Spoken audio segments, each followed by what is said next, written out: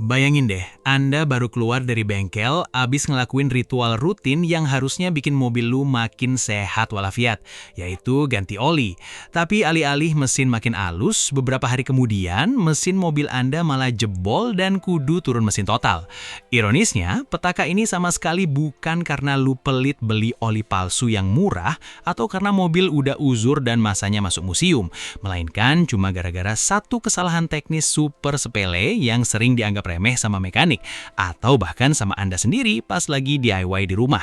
Lebih ngerinya lagi, kesalahan ini kayak pembunuh berdarah dingin. Dia ngerusak mesin dari dalam secara diam-diam tanpa ngasih sinyal darurat sama sekali. Gak ada asap ngebul dari kap mesin, gak ada bunyi tek-tek-tek yang aneh, bahkan lampu indikator cek engine di speedometer Anda pun tetap anteng mati. Sampai akhirnya, boom, mesin Anda macet total di tengah jalan tol. Nah, dalam video berikut, kami akan mengulas 9 kesalahan fatal setelah Anda ganti oli mobil.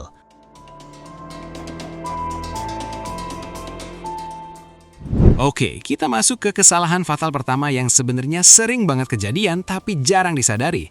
Fenomena double gasket.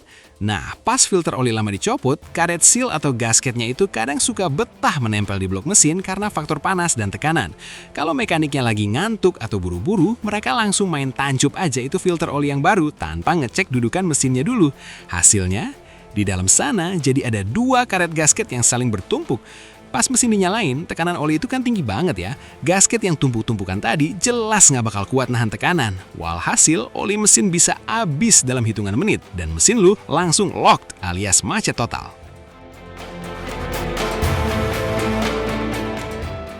Kesalahan kedua, nih buat lu yang suka ganti oli sendiri pas hari Minggu pagi, langsung buka baut tap pas mesin mobil masih bener-bener dingin. Kelihatannya sih bener ya, biar tangan gak kepanasan pas ngebuka baut. Tapi secara teknis ini salah kaprah guys. Kenapa? Soalnya pas mesin dingin, oli itu teksturnya cenderung lebih kental. Efeknya, kotoran, gram-gram besi, sama endapan lumpur atau sludge yang ada di dasar mesin bakal mager alias males ikut ngalir keluar. Makanya ritual yang benar itu panasin dulu mesin sebentar, sekitar 5-10 menit. Pas oli udah agak anget dan encer, baru deh di tap.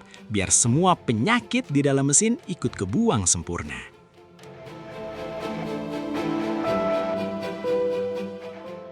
Lanjut yang ketiga. Perkara sepele tapi krusial, lupa melumasi gasket di filter oli yang baru. Banyak orang langsung main pasang aja filter baru yang kondisinya masih kering kerontang. Padahal, gesekan pas filter diputar itu bisa bikin karet gasket yang kering jadi melintir, robek, atau posisinya bergeser. Biar nggak apes, biasain olesin oli mesin baru tipis-tipis pakai jari lu ke sekeliling karet gasket filter sebelum dipasang.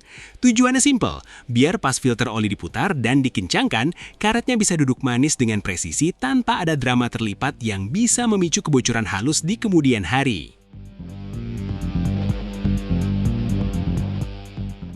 Kesalahan keempat adalah sindrom otot kawat tulang besi, alias ngencengin filter oli pakai tenaga badak. Atau bahkan sengaja digetok pakai kunci khusus sampai kesekenceng-kencengnya.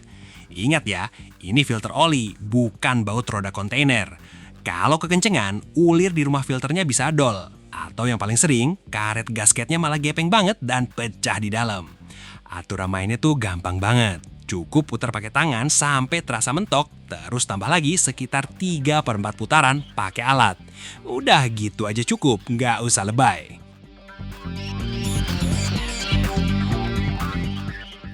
Nah, yang kelima ini biasanya didasari atas rasa cinta yang berlebihan ke mobil. Ngisi oli melebihi kapasitas yang ditentukan pabrikan. Mending dilebihin dikit, biar pelumasannya makin mantap. Nggak gitu konsepnya Bambang. Kalau oli kebanyakan, ruang di dalam crankcase jadi kesempitan. Pas kruk as atau crankshaft berputar, dia bakal langsung menghantam genangan oli tadi. Efeknya apa? Oli bakal berbusa alias mengalami aerasi. Oli yang berbusa itu keris udara. Jadi pompa oli gak bakal bisa ngebagiin tekanan pelumasan dengan stabil ke komponen atas mesin. Makanya rajin-rajin deh tengok itu dipstick oli biar pas di garis F alias full.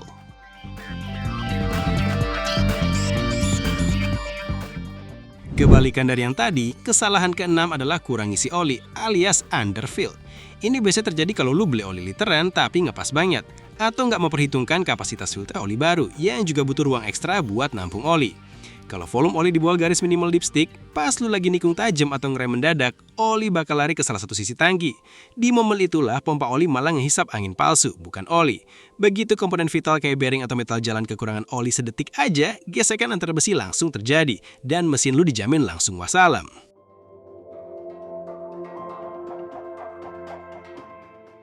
Kesalahan ketujuh, kebiasaan abis nurunin dongkrak, langsung tutup kap mesin, terus mobil langsung dipakai jalan ke mall. Ini bener-bener perjudian yang berbahaya banget.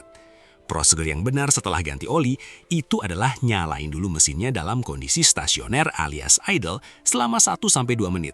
Sementara mesin nyala, lu turun dari mobil, ngolong dikit, terus cek area bau tap oli dan filter oli.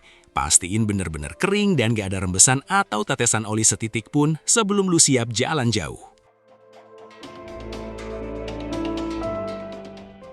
Lanjut yang ke-8, ini perkara benda kecil yang harganya nggak seberapa tapi sering dilupain. Crash washer alias ring baut tap oli. Benda ini tugasnya jadi tumbal. Dia bakal gepeng pas baut dikencangkan buat nutup celah mikroskopis biar oli nggak rembes.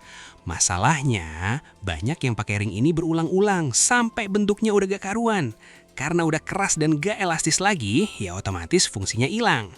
Jangan heran kalau tiba-tiba ada tetesan oli misterius di garasi lu, padahal bautnya udah dikencingin sampai lemas. Jadi, demi keamanan, ganti ring ini tiap kali lu ganti oli ya. Kesalahan terakhir yang paling sering diperdebatkan di forum-forum otomotif, salah pilih viskositas atau kekentalan oli. Ada yang mobilnya masih muda tapi dikasih oli kental 10W40 biar suara mesinnya senyap, atau sebaliknya, mobil tua dipaksa pakai 0W20 yang encer banget biar tarikannya enteng. Duh, mendingan stop dengerin mitos yang gak jelas deh. Mesin mobil modern itu punya celah antar komponen yang presisinya tuh super rapat. Kalau lu salah kasih viskositas, oli nggak bakal bisa masuk ke celah-celah sempit itu buat ngelumasin komponen.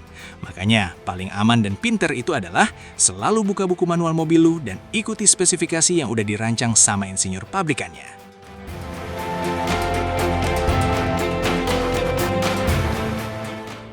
Nah, sebagai bonus tips terakhir nih, biar hidup lu makin tenang, setelah semua urusan fisik ganti oli beres, jangan lupa buat langsung melakukan reset sistem pengingat servis atau service reminder di MID dashboard mobil lu.